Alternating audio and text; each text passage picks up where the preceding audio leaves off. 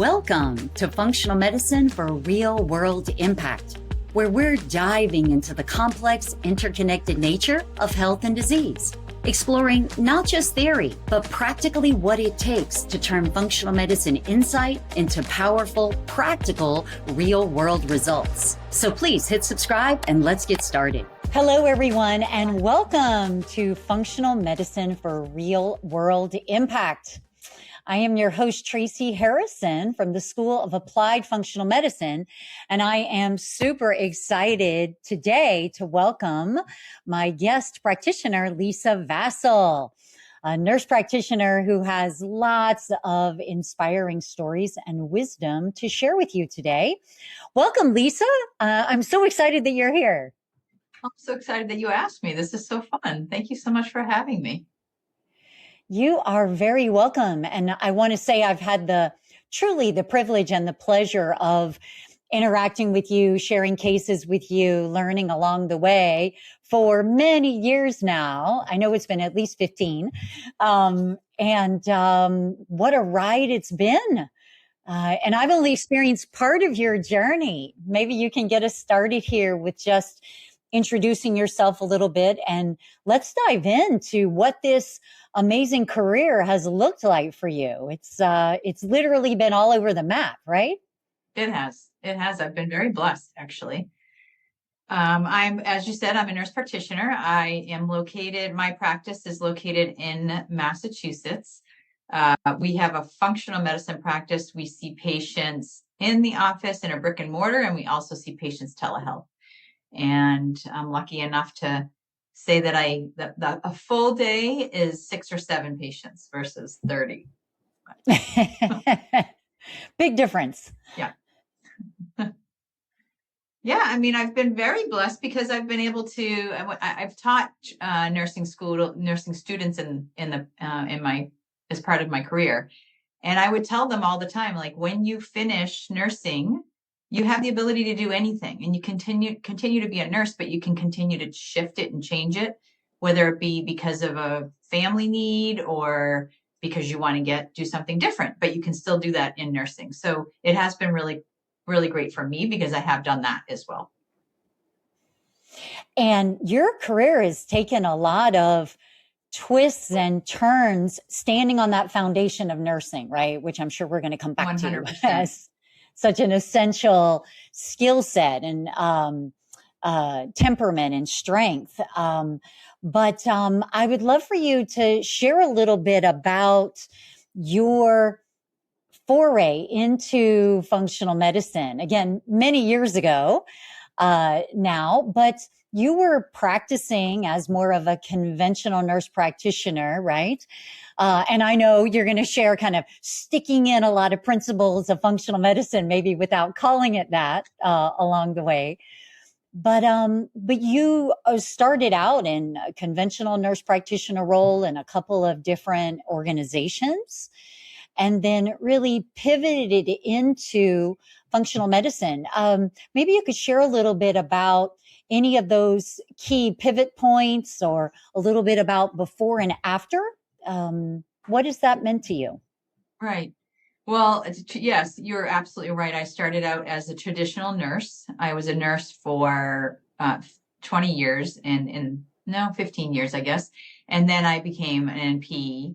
I started out right away out of college, went into the military. I served in the Army during Desert Storm. I was in Germany during Black Hawk Down.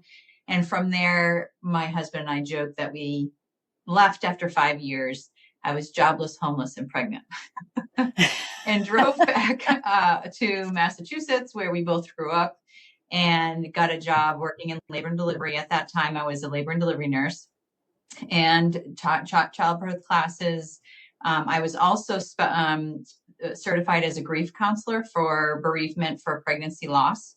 So I was able to implement what I had learned in the military it's called Resolve Through Sharing. I was able to pull that into the hospital that I came to in Massachusetts. And that when that baby was born in March of 1996, my labor and delivery closed. So I was transitioned to a second hospital, and at that hospital was able to do the same thing. I taught childbirth classes. I did the resolved through sharing work, which was great because it was my first time where I kind of really sat down and loved the teaching piece, both with the patients, but also with the staff. And it wasn't just the nurses, it was the housekeepers, it was the ER people that were, how do you do this right and give the parents, the grandparents, the family members a real true moment with a baby they won't have that moment again? And how do we do it well and take pictures beautifully and do the footprints and have a special postcard for the door so that a housekeeper doesn't walk in and say something like, shit, and so it was just really, that was a big pivotal moment when I was knowing that I was going to go back to school at some point, because in the military I had the GI Bill and I was excited to get a next degree. And I didn't know what that was going to be, but I decided it was going to be nurse practitioner with an education minor. And so it was back in 2005 that I ended up getting my NP. In that time frame, I had been working labor and delivery. I was then also working in the GYN, OBGYN clinic. And when I was deciding how I wanted to do medicine, so to speak, in a different role as that advanced level, what they call a mid-level, advanced level nurse, there was a lot of questioning about me going straight women's health. And it didn't feel right because I had so much experience in women's health, as much as I was passionate for it and still am. I was feeling inept when it came to my own husband and son and brothers and dad. And so I went into the advanced NP adult program, and I came out and worked in GYN, and I then started teaching more, went into teaching for a few different colleges here in Massachusetts. And in doing so, really found the passion for not just teaching the students, but having them learn more than what they were being taught. And so that for me, I know in the military, I was always questioning, but why are you doing it? And that's because I've always done it that way. And I'm like, yes, but that doesn't work super well. So can we do it that way, but also add this or that? And it was one of those things that I was doing with them. They were learning all of the standard traditional, do it this way, do it that way. But I was questioning, like, why wouldn't you also add in for back pain? You're straight going right to a medication. What are they doing for work? What are they sitting all day? Trying to, why don't you ask more questions about why do they have back pain? Are they using their abs for anything? Are they doing something that's causing them to get the pain? Or what does their emotional state look like? Because a lot of back pain is emotional. So just trying to get them to think differently. And it was at that point, I was also having my whole life having trouble with anemia. I couldn't gain weight. I was always having IBS, and I had been diagnosed pretty soon before this with celiac, which was a life-saving. Couldn't believe that just not eating a food group could actually make me so healthy after so long. And so it was during that education piece, you and I had met, and I was still teaching, and I was working in the GYN clinic. And I was telling you how frustrated I was with some of my teaching because nobody was thinking about food. Nobody was ever thinking about, like, oh, what about a chiropractor? What about an acupuncturist? What about something that's going to be adding modalities that are going to help the body heal? And I told you about the food piece, and you just shook your head. And I remember you saying, you need to go to IIN. And I immediately went home, looked it up, and signed up. And a year later or 9 months later, whatever it was IIN certified. And from then, I was even doing more with the teaching. I was actually adjunct. They had hired me as family nurse practitioner. I was a secondary educator. So there's two of us leading the whole program. And at UMass in Worcester, UMass Medical in Worcester, Mass. And I was incredibly frustrated.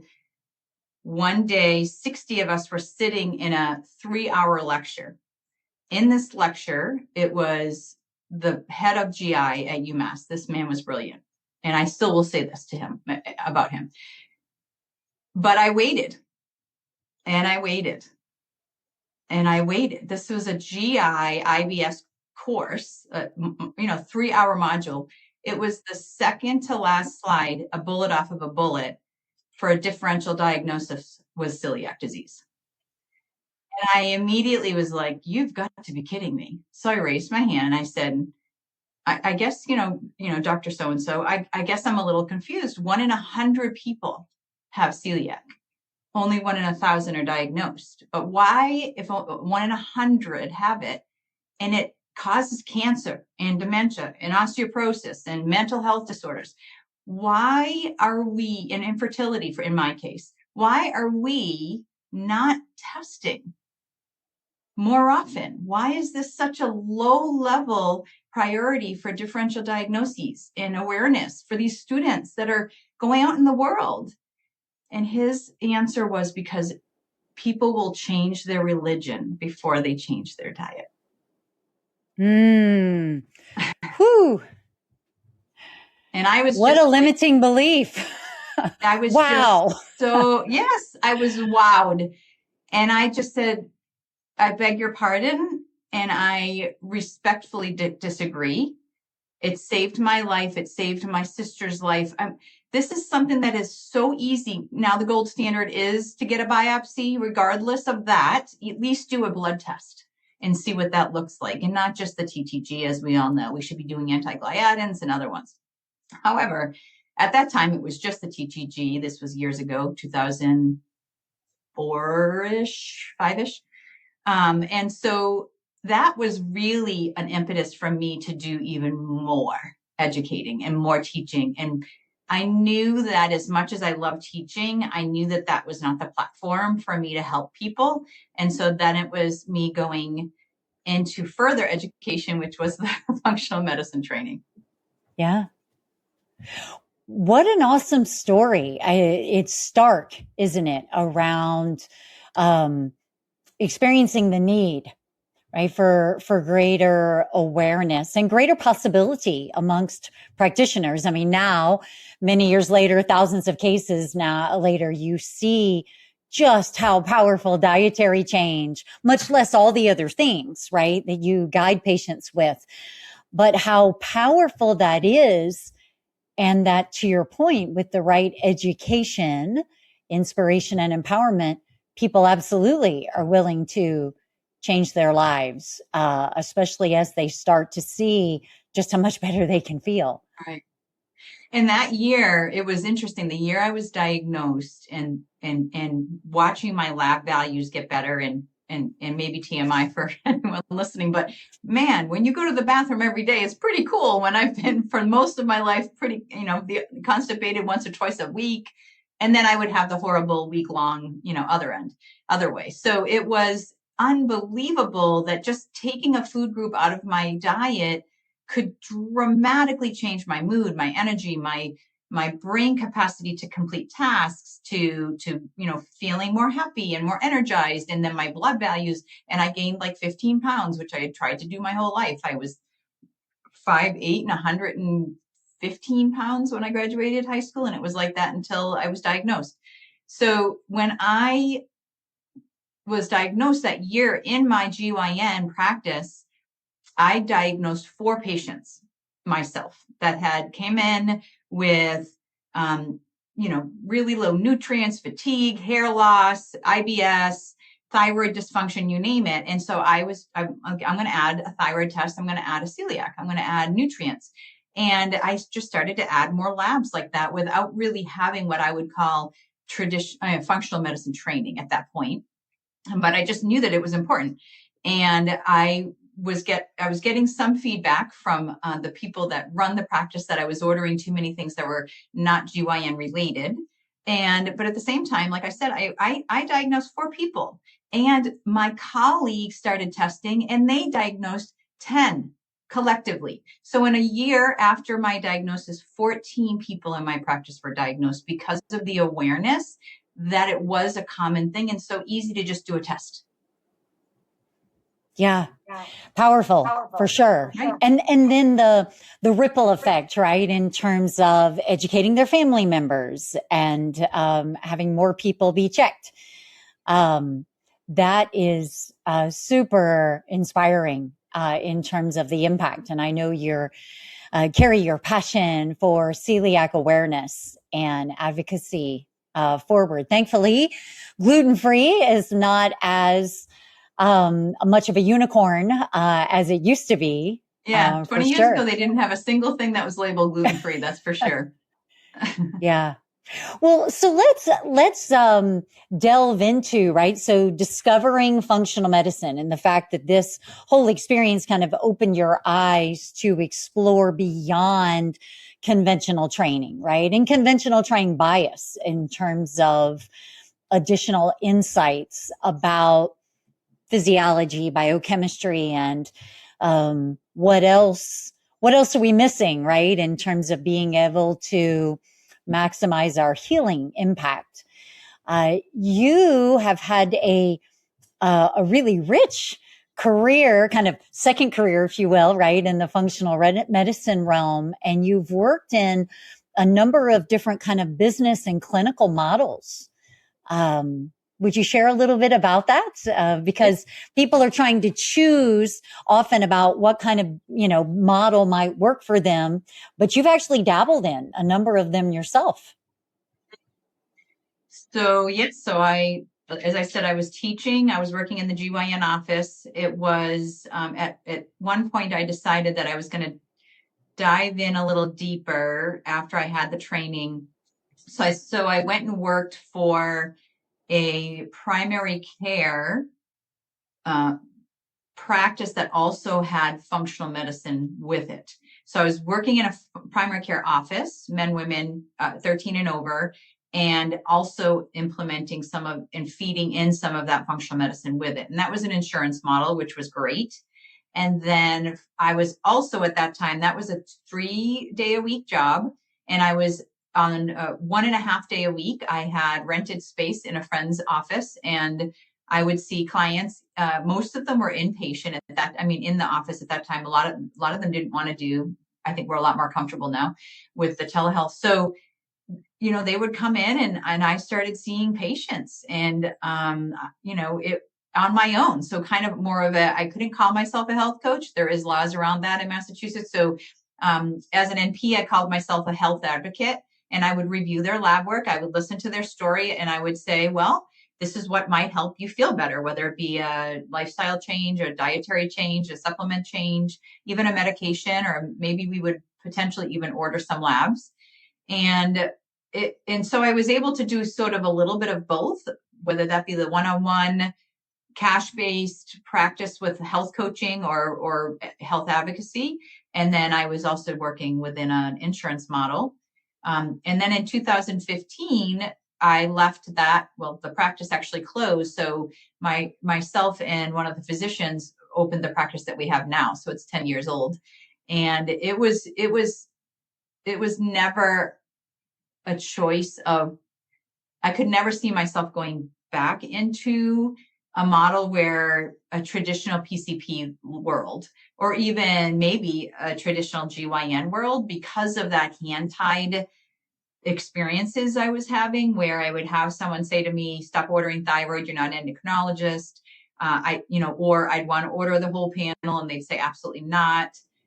Even if I say the patient wants to pay out of pocket.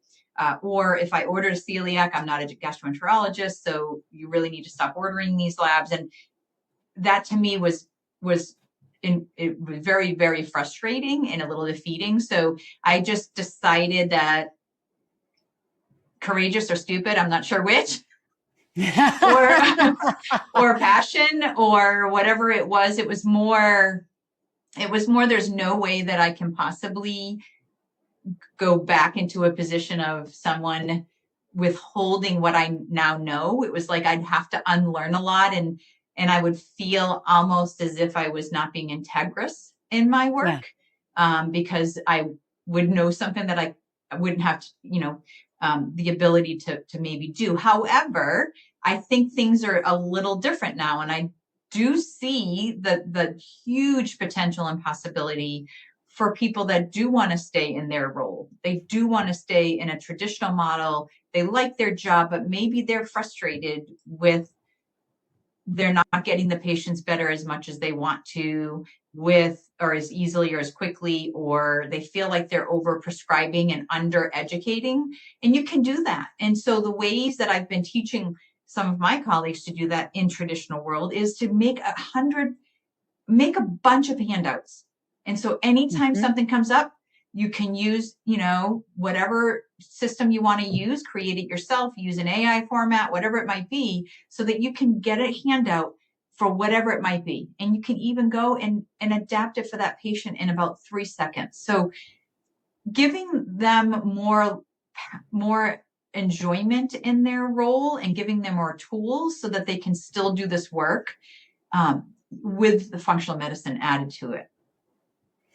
I think it's an excellent point. And education, right, is something that can be better integrated, I think, into any medical or wellness modality and any business model, and is a powerful place to begin as well. And I really want to hit that nail on the head, if you will, because there are a lot of people, practitioners of all walks of life, who believe that the only way you can really be successful working with functional medicine is to leave whatever your prior training was, your traditional training was, because it's impossible to do it. And this barrier, this huge expectation that we're going to leave our training, our colleagues, our salary, our seniority, all the things, and jump into a whole new entrepreneurial realm that can be quite scary. And it's not just a matter of embracing the unknown, but it's also letting go of so much of what has supported them in the past. And I know you see it otherwise, right? And certainly we see at SAFM that practitioners choose all sorts of interesting hybrid models, kind of career mosaics, we call it, right? Where they've got a couple of things going at once. But I'd love for you to speak to that a little bit, because to your point, things have changed. And we need the power of functional medicine fueling all different avenues of healthcare, including conventional medicine. What would you say to practitioners who say that's not possible? So, what part of it is not possible, I would ask. So it's probably not possible to spend 45 minutes in most practices with patients. Most practices, an appointment is less than 20, at times less than 10 minutes, depending upon how they're scheduled. And so, what is their expectation? What is their pain point? What is their goal in utilizing and adding functional medicine? Is it to help them feel like a better practitioner because their patients are feeling better? Is there something that they're feeling, again, disintegrous when it comes to helping patients? Like, so if that's the case, what in particular are you looking to add or fix, for lack of a better word? And I would say for me, there was some burnout for sure. 30 patients a day is exhausting, but for me, it was, not having the ability to slow down and say to a person when they ask. I've used this, I think I've told you this story before, where I was doing a pap smear on her, and a patient asked for me to do an STD test. And I was already a half hour behind. My load was huge. And she was married, and I had seen her for years, and I'm like, is something going on that you want to share with me? Thinking that maybe she was dating someone, and she said, no, my husband is cheating on me, and he doesn't know I know, and I just want to get tested. And I just stopped everything and gave her a hug, and she cried, and she's like, I can't believe you let me cry.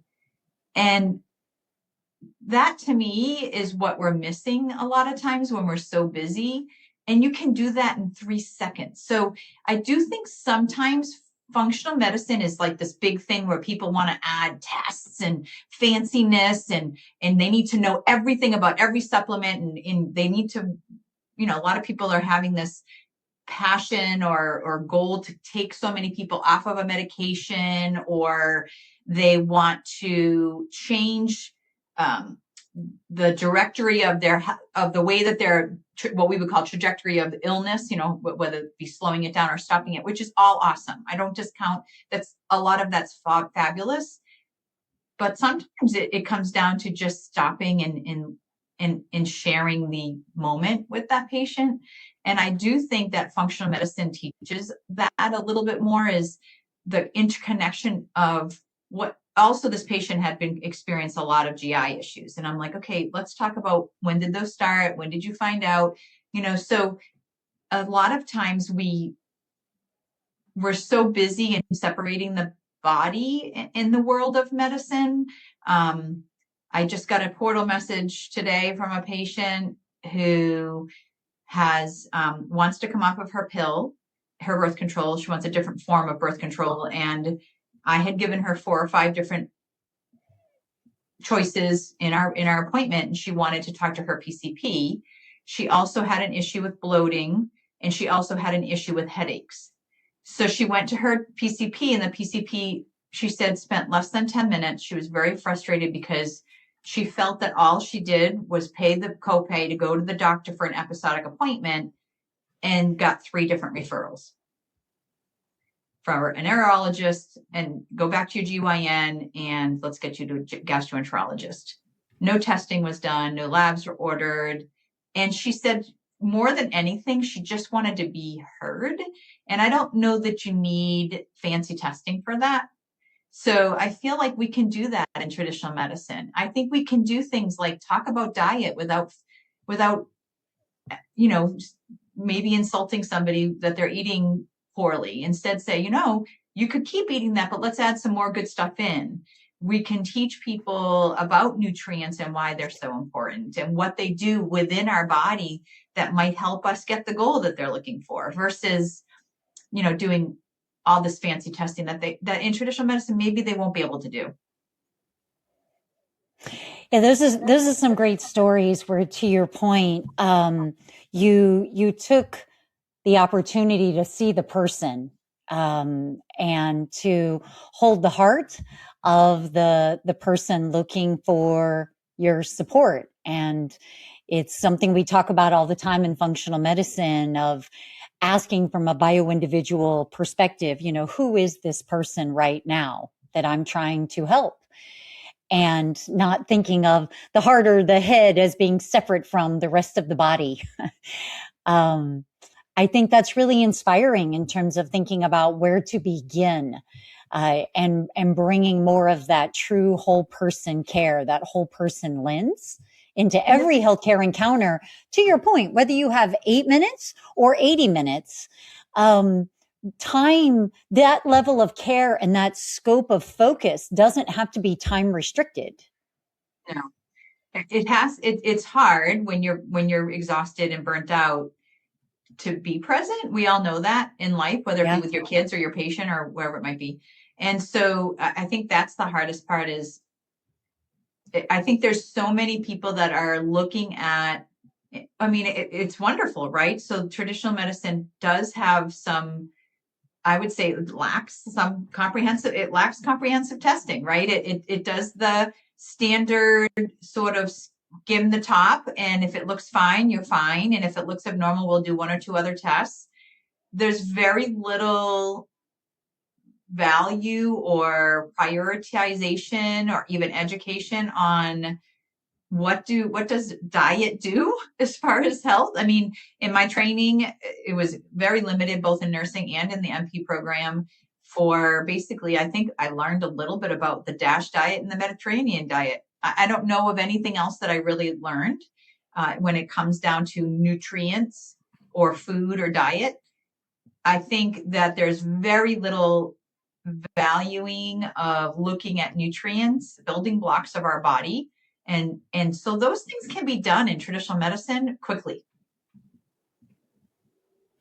Yeah, for sure. For sure. So that we can get started wherever we are. It's something I'm really passionate about as well, in terms of being able right away to integrate what practitioners are learning about functional medicine wherever they practice, right? Wherever they sit, kind of along the path to discovering what's going to be my next step in terms of maybe a different clinical model or a different business model. And I think too, one thing that I see because it's grown so much in the last, say, 10, 15, 20 years, especially the last 10, I think that podcasts like this, I think so many people podcasting and sharing different health theories. And we've got YouTube, and we've got TikTok, and we've got Instagram and Facebook, and so many wonderful books, and so all, and audiobooks. All of these are helping inspire and empower patients and clients, but also the practitioner. And so I think all of that is so powerful. What I see is this desire to do it all. And so one thing that is a bummer is that, it's overwhelming, right? So Yeah. I think that if we can simplify it, it would be easier for someone in a traditional model to know that they could do it, because it's not this massive thing that they have to change everything in this patient. They have to do $700,000 of testing and then understand how to read that test and understand how to recommend from that test, instead of who is the person that has that result of that test? And is it even necessary to do the test? Yeah, so let's pivot into that, because I know it's a topic you're really passionate about. You've seen a lot of examples of the practice of functional medicine, right? In your own different roles, and those of colleagues, and some of those you've mentored. What are just a few common tenets that you see of functional medicine done wrong, if you will, right? Or done poorly, that are common practices though, right? What are we missing with regard to pitfalls or missteps that you see often at play in people practicing or using functional medicine in their practice? So I don't love using the word missteps. I think everyone's stepping in their own, like I would say that we all work so individually, and we all have our strengths, and we all do things so uniquely the way we practice. I think in their passion to do good and their goal to help the patient feel better quickly, I think the biggest one I'd say that is overwhelming for both the client or patient and the practitioner is doing too much too quickly. And so, finding that they're maybe potentially haven't even met a person yet, and they're trying to figure out what to do for them before having a conversation with them and hearing from them. I mean, I can tell you, there are patients on paper that look like it's going to be, I sometimes will look at the complexity of what they've filled out in our health history form, and I am taking a deep breath, thinking this is going to be a big 2 hours. It's going to be heavy. I'm going to have to sage after. And so, but then I talk with the person, and it's just not even at all what their paper looks like. And so I think first up is meet the person first, find out what their goals are versus our goals, and expectation setting, so that we're not saying we're going to get you better next week when you've been sick for 10 years. And what that looks like, right? So we give them expectation setting as we set the appointment. Our admin on the phone will say, as an expectation setting, the providers have reviewed your paperwork, and while we set your appointment up, just so you know, there will be some out-of-pocket costs. Sometimes it can be 200, sometimes it can be even more than that, maybe up to 1,000, depending upon testing and supplements and dietary changes, or all. Maybe they're going to recommend things like acupuncture. Some of these things are going to cost money, but they'll be very cautious and make sure that they prioritize what things are more important. Is that okay with you? And then, just so you know, you wrote down in your paperwork that you want to get better by Christmas, say, which is 2 weeks from now or 10 days from now. Unfortunately, it looks as though this has been going on a while. They want to let you know that we're hoping to help you feel better within the first 6 to 12 months of working with us. Is that okay with you? So that we're giving us grace and giving them an expectation so that they won't be disappointed. And I also think that there's some passion from the patient. They come in wanting something, and we want to give it to them. So I want to come off all of my high blood pressure pills. And so there might be that's a great goal. And I think we can work towards that in the next 6 to 12 months. But your blood pressure actually is the highest risk for heart disease, heart attack, stroke, and death, more than cholesterol will ever try to be, even if it had 10 friends. And I want to save your kidneys. So let's try and decide what we can do first. What works better for you? Diet? Okay. Exercise? Okay. But we're not going to do 17 supplements to replace all of those pills. And so that might be their goal, to come in and say, I want to come off all my pills. My doctor won't do it. Can you tell me what supplements to take to replace all my blood pressure pills? And I think that's done poorly sometimes. Yeah, here. I think all of that is well said. And you also highlighted one, I just don't want to miss calling it out, around running too many labs. This is a topic you and I have discussed many times, and I love labs. I love data. The scientist in me loves data and information, but how quick we are often in functional medicine to do a whole bunch of assessments, to your point, many of which are not covered by insurance. They can be very expensive. And I'd love for you to just share a little bit about what your clinical approach around labs tends to be these days, given how seasoned you've become, because they're certainly part of effective practice, but they are often excessive. And I actually think it's part of the branding problem that functional medicine has. Thank you. So I think if we're going to try to save functional medicine as a discipline, and we're going to continue to gain more and more respect from traditional practitioners, whether they are an ologist of some kind or a primary care practitioner, there needs to be a big eyeball on how we're recommending necessity of testing versus because we can do it doesn't mean we always should. And so sometimes it's important, but running a heavy metals test, if the patient wants it because they're convinced that's what it is, or running a Dutch test because it's a hormonal person, is useless, and it's so expensive. When they're still eating through the car window, they're watching crime shows until 1 a.m. and they haven't moved in 6 months. So and I will actually say that to them. Like, I don't know if you want honesty, because I don't want to spend your money unnecessarily. This is what we have to focus on. I'm not saying we won't do those things, but it can be actually a little bit dangerous to go ahead and detox somebody's metals and I'll share why and say, maybe you're right, but let's talk about maybe getting the metal out of your mouth as one of your cost-effective things before we test your metals. And you're perimenopausal, you're 49 years old. I could do a Dutch test. It's not going to give us any more information potentially than it would if you do a serum hormone testing in that stage. Let's work on what things can help hormones.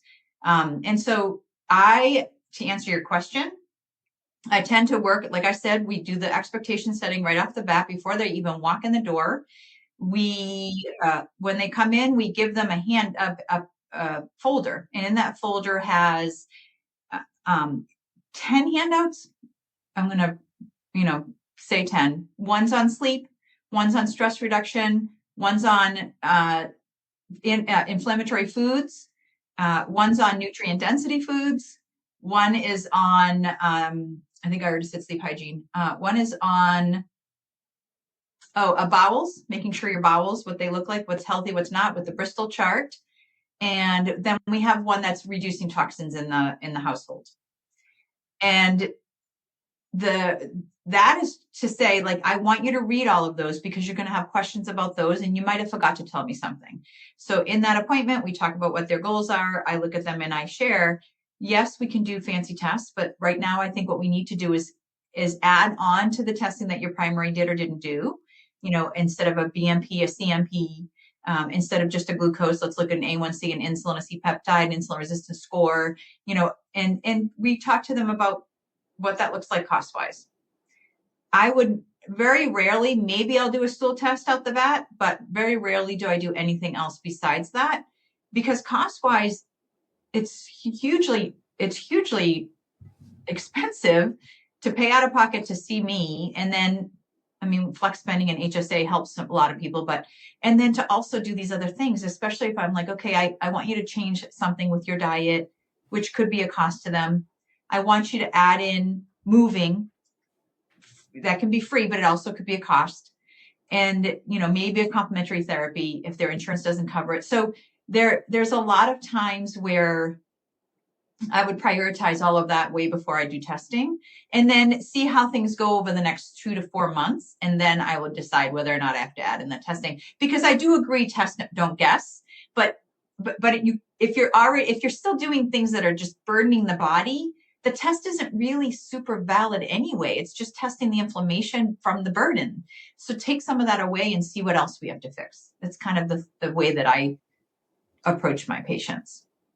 Hear, hear. Well said. I also think that your approach honors that you're trying to create a clinical partnership, and the notion of, running more labs, sometimes just lots and lots of labs right from the beginning, can perpetuate sort of the fixer role for the practitioner. And that I'm going to find the data. I'm going to tell you what to do. I'm going to fix you. I'm going to heal you. As opposed to forming a partnership right from the beginning, which, as you well said, expectation setting is a critical part of right up front. And not just setting the expectation, but following through with behavior that I'm going to bring the best of my knowledge and insight and recommendations to you, and you're going to show up be with your openness to step-by-step changing your lifestyle. And this notion of a partnership where both parties contribute. And if we don't if we don't prioritize the lifestyle change pieces up front, I think it can inappropriately perpetuate I'm the patient and you're going to fix me, right? I am a receiver of healthcare from you. Yeah. Mm-hmm. And ownership can be hard to earn after that. Ownership is hard to earn. The belief that they can heal, it becomes further away, because I am then dictating every other month what to do next, instead of them learning it and gaining it and getting their tools, so that in a year or 18 months or 2 years, they've completely shifted into a completely different person, because they've changed so much slowly, and they got to choose what was better for them. If I say, what sounds better for you? Because I really feel like both would be good, but it's really hard. So does removing all of dairy sound better for you, or does removing all of gluten? 100% zero for the next 2 months, and then we'll meet again. And, let them decide what feels less overwhelming and easier to implement, because I need success. And they need to see it so that they can believe their body can get better. Mm-hmm. I love that. That's great. Thank you for sharing. I think those are some awesome principles there. And if I can, I'd like to pivot back to your journey as a practitioner, and ask you to share a little bit about sort of who you've become, right, through this process. Because we know that in pursuit of functional medicine, there's often a lot of personal growth. What is one particular challenge or barrier that you feel like you've overcome along the way in this journey?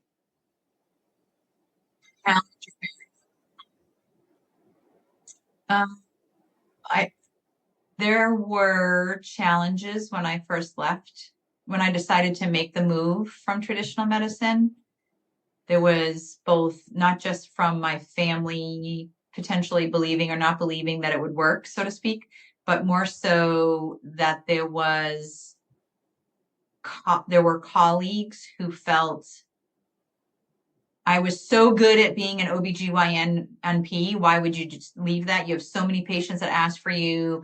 You have such a following. Why are you leaving that? And I said, because I want to do this other thing, which they didn't see the value of. They kind of looked at it as fluff and not necessarily driven by science. So that me re-educating them and re-educating them and saying, yes, but do you need a study? Here's a great study. I can show you this great study. And it's kind of new, and it's and the idea that I had to let go of the idea that people were thinking I was doing quackery, and really solid, have that courage and have that strength within me to know that I was doing first no harm, right? And to also feel that I was doing better for myself and my patient. That was a big obstacle that I had to go through. Most practitioners would have to do that.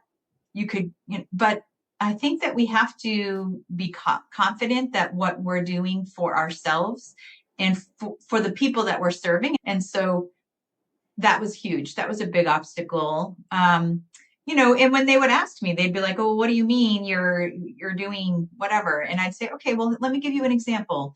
So if someone came in and they were constipated, what would you say?" And they're like, "Oh, well, we would tell them to do Miralax." And I'm like, "Okay, that's not wrong. It will help them poop. At the same time, there's not a single person who's deficient in Miralax. There's a lot of people that have magnesium deficiencies. It's the second highest deficiency besides vitamin D. Did you know that?" And they would look at me like I didn't even know that there was such a thing as magnesium deficiency. There's a lot of people that eat really poorly, so they're nutrient deficient. A lot of people that have food sensitivities that are causing some of this, or even allergies. A lot of people don't move. And a lot of people are taking medication that might be doing that. So what I'm doing is saying, Miralax is not wrong. I don't need you to take it away. Although we know that it's also made by petroleum. And so it'd be great if you didn't take it. But for me, I say, if that helps you poop, great. But let's find out why you're not pooping. And let's look at these other 7 things that I just listed and see if one or all of them apply to you. And the look on their face would be like, oh, that's what you do. So having the courage to kind of share without being at all in your face or obnoxious about it, and just saying it. I mean, it's really kind of cool. I get to look at all these other things too. I think those are inspiring words, and also the wisdom of naysaying is par for the course. It is going to happen, right? I think anytime someone takes up passion and courage to do something differently to any degree, it's going to attract a critical or a cynical eye from others. I think naturally when we question and shift what we're doing, those who are involved in similar pursuits can feel destabilized, right? By your questioning, destabilized by your passion, or your courage. And I think to your point, we're not going to make that go away. And whether it's from your family or your colleagues,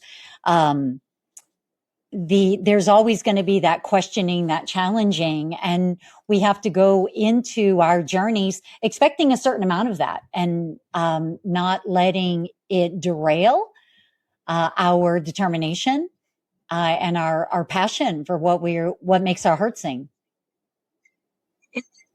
That's something that we all could do, no matter what kind of education we decide to do. So whether that be adding functional medicine or not, I think that there's a lot of, this is what we've always done. This is the medication we prescribe. This is how we do it. It's this algorithm, and those algorithms don't tend to have the person with the algorithm who owns the diagnosis or disease process. And so if there's at least just a little bit of stepping back and saying, well, who is the person that owns this diagnosis or owns the disease process? What is their age, their sex, there's a lot of, especially women, there's a lot of, it's got to be hormones. It's got to be just that you're hormone or depressed. And so instead of looking at, blaming, it's sit back and go, well, why does it keep happening to that age group and to that sex, and what else might be at play?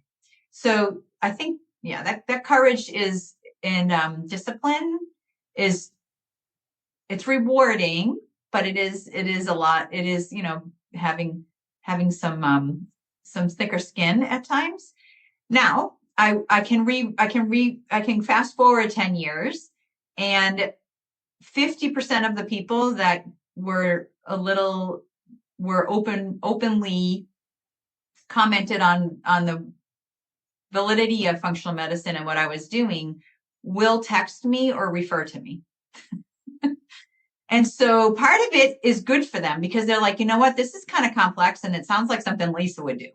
And they don't have time, or they don't have the insight, or they don't have the energy for it. Great. And other times it's like, hey, this person came in for this, this, and this. I've heard you talk about X. Does that apply to this? And what would you do? And I'll send them 3 or 4 articles. They don't have to come to me. They can do it themselves. I love it. What have you discovered about yourself throughout this journey that has surprised you? I would say I probably have more tenacity than I thought I had.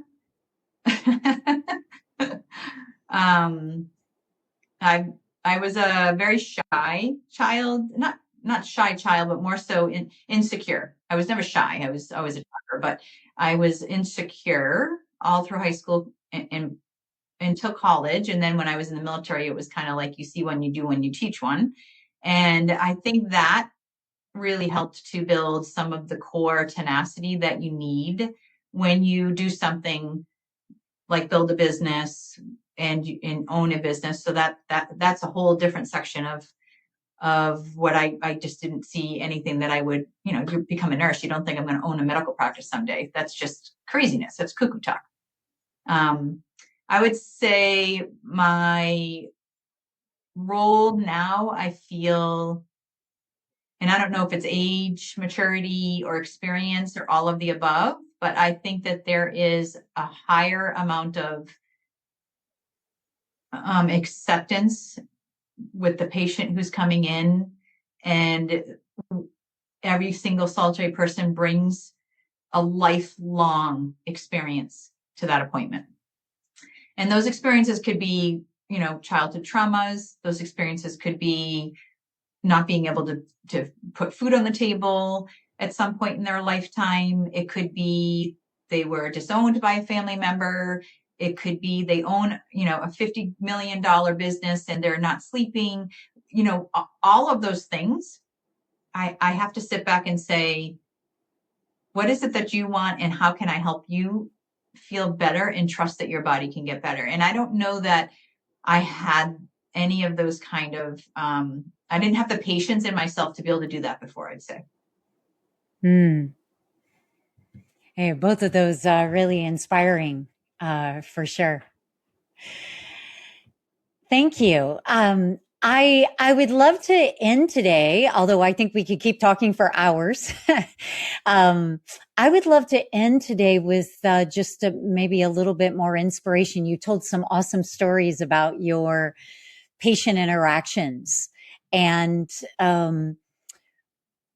when you are thinking about maybe a recent clinical insight or a patient win that has made you feel affirmed, right? Around, okay, this is why I do this work, right? This is why I do what I do, why I am grateful for that tenacity, right? To do this work. Is there an example you would share?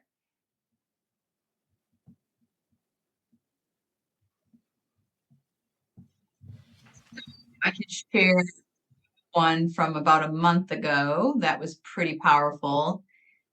And again, something that wouldn't need a ton of functional medicine, brilliance, but more so a little more patience with the patient and myself.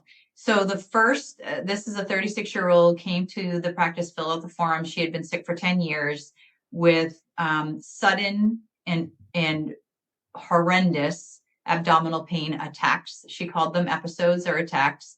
And when she'd have the attack, she was out, like on the bathroom floor in agony, rolling around on the floor, pain.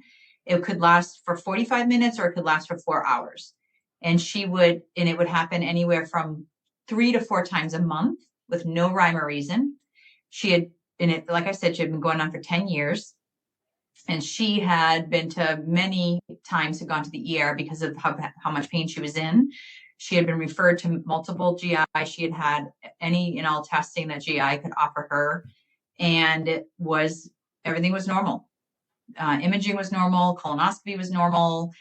She swallowed a pill that was normal. They gave her Bentyl, that didn't work. And so her role to coming from me was the abdominal pain. And when talking with her, I found that she did have significant childhood trauma that was never addressed. And she had been on the pill since she was about 15, so about 20 years, because she had irregular periods.